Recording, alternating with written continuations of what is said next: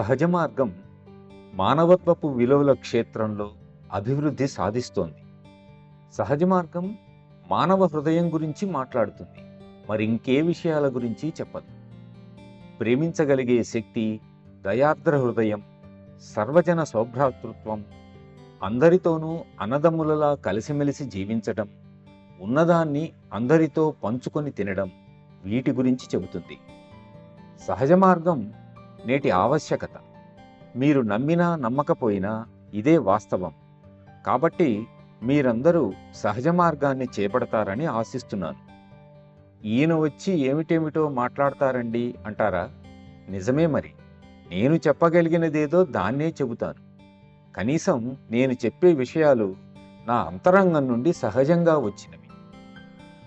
అవి ప్రత్యేక ప్రయోజనాలను ఆశించి చెప్పినవి కావు. మిమ్మలను మభ్యపెట్టడానికి చెప్పినవి కావు. మేము మిమ్మలను డబ్బు అడగడం లేదు.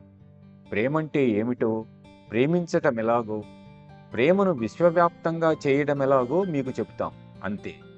మీరు ఈ పాఠాలు నేర్చుకుంటారని, మీ జీవితాలను సుఖ సంతోషాలతో నిండేలా చేసుకుంటారని తలుస్తాను.